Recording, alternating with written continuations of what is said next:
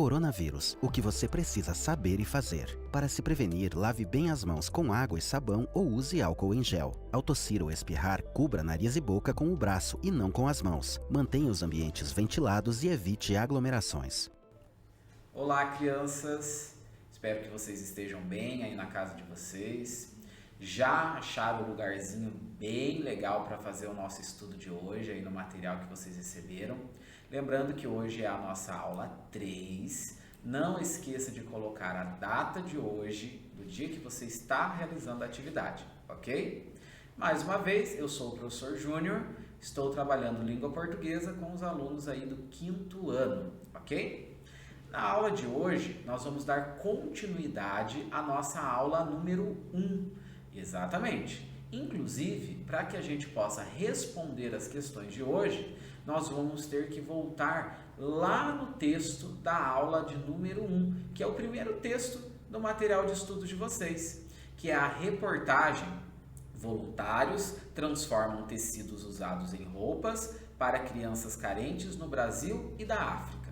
Lembram desse textinho que o professor leu lá na aula 1? Então, a gente vai voltar nele lá para vocês relembrarem. Antes, vamos fazer a leitura das perguntas? Então é assim. Continuação do estudo da reportagem da aula 1. Primeira questão. Que gênero textual é esse? Poema, reportagem, crônica ou conto? Só marcar um X aqui na resposta correta, ok? Questão de número 2. Como entrar em contato com a organizadora do projeto? Então, como eu havia dito, vocês vão ter que voltar lá no texto, que está na primeira página do material de vocês, para que vocês consigam encontrar essa resposta. Vai ter que voltar, ler novamente o texto, se for preciso, para você encontrar como que a gente faz para entrar em contato com essa organizadora do projeto. Número 3. Para que serve uma reportagem? Também tem um texto explicativo lá na aula 1, falando para que serve uma reportagem. Mas se você consegue escrever com as suas próprias palavras, ótimo, que bom, porque você já lembra então o que é uma reportagem, ok? Converse com seus familiares aí ou com quem está ajudando você a responder, tá bom? Questão de número 4. Onde encontramos reportagens? Onde é que é encontrado as reportagens? Será que a gente encontra reportagem numa bula de remédio? Será que a gente encontra uma reportagem, por exemplo, numa receita culinária? Onde que a gente encontra essas reportagens? Também está lá na aula 1 um texto explicativo sobre isso, ok? Questão de número 5. Quando e onde essa reportagem foi publicada? Quando ela foi publicada? A data e onde, ou seja, qual o jornal que publicou essa reportagem? Também você vai ter que voltar lá no textinho. Questão 6. Leia. Voltei e resolvi que não dava mais para ficar parada. Reescreva a frase como se fosse mais de uma pessoa e faça a concordância necessária. Ou seja, essa frase que já está grifada para vocês aqui, que já está sublinhada, né, de amarelo, vocês vão então reescrever ela nessas linhas aqui, passando para o plural. Exatamente, vocês vão passar ela para o plural. Vou começar dando um exemplo. Onde está? Voltei, vai ficar voltamos. Aí você continua ela. Questão de número 8. Sublinhe no texto. Letra A. De azul, as falas de Carla. Letra B. De vermelho, a fala de Tainã. E letra C. De verde, a fala de Maria Rita. Então, lá no texto, você vai voltar nele, vai achar onde tem a fala da Carla, vai pintar de azul, tá bom? Onde tem a fala do Tainã, vai pintar de vermelho. E onde tem a fala da Maria Rita, você vai pintar de verde.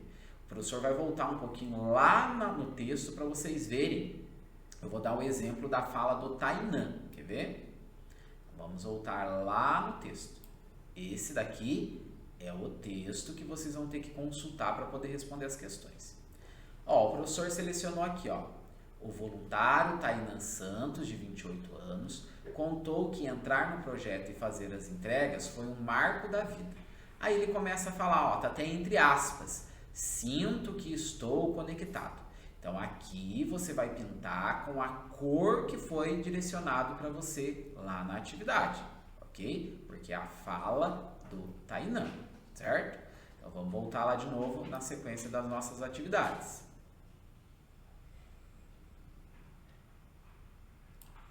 Aula 3. Questão de número 9. Leia. De acordo com os voluntários, neste ano eles começaram a confeccionar também calções para os meninos. Letra A. Que palavra poderia substituir a palavra destacada, mantendo o sentido da frase? A palavra destacada aqui, ó, é essa palavra confeccionar. Quais dessas palavrinhas aqui substituiria essa palavra e não perderia o sentido da frase? Letra A, conferir. Letra B, fabricar. Letra C, comprar. Ou letra D, procurar. Então você vai marcar um X na resposta que você acha correta e na sequência você vai reescrever essa frase, tá? Reescreva a frase fazendo essas alterações. De acordo com os voluntários, neste ano, eles começaram a confeccionar também calções para os meninos. Então, a palavra que você marcou X e que você escolheu para substituir a palavra confeccionar, você vai colocar ela aqui, reescrevendo toda a frase e trocando pela palavra que você escolheu. Se precisar fazer alguma alteração, você pode fazer na frase, ok? E vem aí a nossa última questão, que é a questão de número 10. As camisas masculinas foram essenciais porque, às vezes, rendiam tecidos para 2 vestidos, 2 vestidinhos. Letra A. Das palavras abaixo, qual poderia substituir a palavra destacada, alterando o sentido da frase? Então, a palavra destacada é essenciais. Letra A. Qual palavra poderia substituir ela? Fundamentais. Letra B, necessárias. Letra C, vitais. Ou letra D, prejudiciais. Então, você vai escolher de novo uma palavra que substitua a palavra essenciais. E aqui embaixo, você vai reescrever a frase, que está grifada de amarelo ali em cima, certo? Você vai reescrever ela, colocando então a palavra que você escolheu para substituir a palavra essenciais, ok? Lembrando que pode ser feita alterações na frase caso necessário. Pessoal, então essa foi a nossa aula de hoje, a continuação então da reportagem da aula 1. A gente se encontra na nossa próxima aula. Se ainda restou alguma dúvida, consulte o professor ou a professora do seu grupo de estudos aí da sua escola, ok? Até a nossa próxima aula. Olá pessoal, sou o professor Luiz, estou trabalhando na disciplina de matemática com vocês. Estamos na nossa aula de número 3 no dia de hoje. O tema é medidas de temperatura. Vamos ao conteúdo que está na apostila? Então, temperatura é a medida em graus do calor de um ambiente ou do nosso corpo. O instrumento para medir a temperatura é o termômetro. Creio que vocês já conheçam um termômetro, né? Quando vocês vão ao médico. Agora, na atual situação que nós estamos, os estabelecimentos também estão medindo a temperatura do nosso corpo, né? Termômetros que medem a temperatura do ambiente, né? Então, conforme vocês verificam aí na imagem, né? Quanto mais próximo do zero, mais frio está, né? Quanto mais distante, a temperatura ela vai subindo. Então, observem, é o termômetro para medir a temperatura do ambiente, como ele é, conforme a figura que o professor está circulando, né? E o termômetro que mede a temperatura do nosso corpo. Verifiquem, nós temos o termômetro analógico, né? Que é aquele que nós colocamos na boca, embaixo das axilas, né? E temos o termômetro digital, como vocês podem verificar na imagem.